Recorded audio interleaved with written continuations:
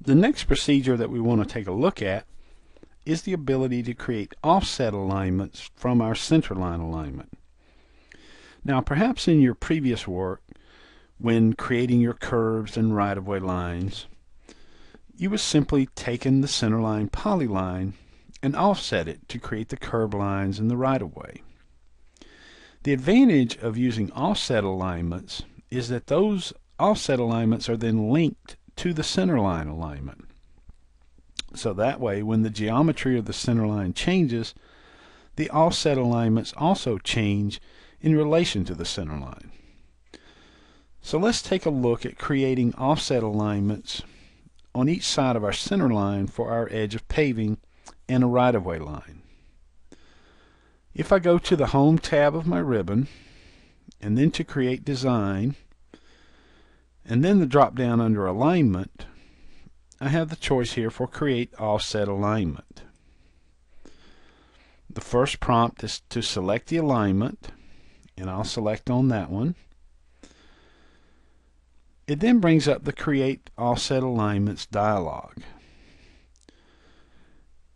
It first tells me the alignment that I've selected, and then the offset alignment name template, and we'll leave that as it is. And we'll create them from the start to the end. And then it asks for the number of offsets on each side. And we'll do 1, and we'll set those to be 12 feet for our edge of paving. The alignment style we'll leave just set to basic.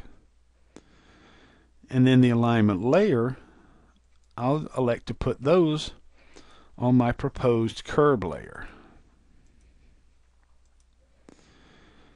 And then I don't want any labels on that. And then I'll press OK. And it's created 2 offset alignments from our center line. Now, when using the offset alignments command, if you want to create additional alignments at different offsets, you'll have to run the command each time for that different value. So let's go back and run the command again to create our right-of-way offsets.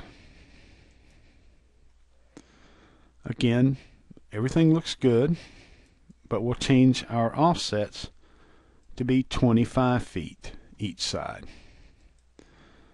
No alignment style really, and no labels. And we'll set the layer to be on our proposed right-of-way layer.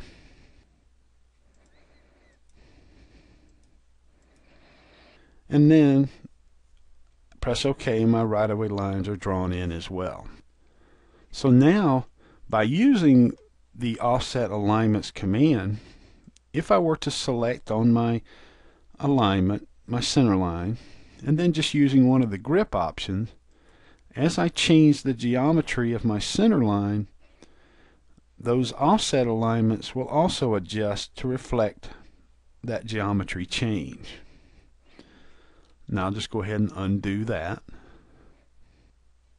Also, if I go back to my Prospector tab, and under Alignments, you now see that under my Alignments Collections, we had the offset alignments as one of the types, which you can have in your drawing, and expanding that, you see that those 4 offset alignments are now listed under there. And of course, I could also go ahead and do the same for my other alignment as well.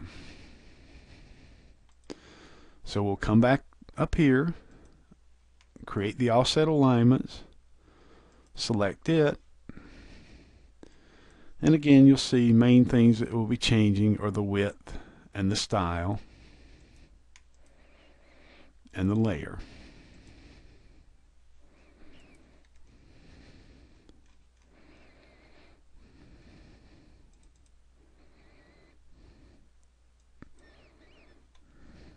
Actually, it's my proposed curb layer.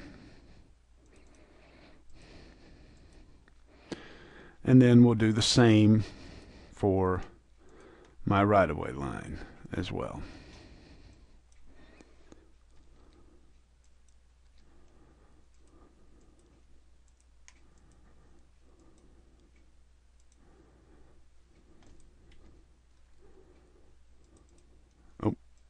Actually, that goes on the right-of-way layer.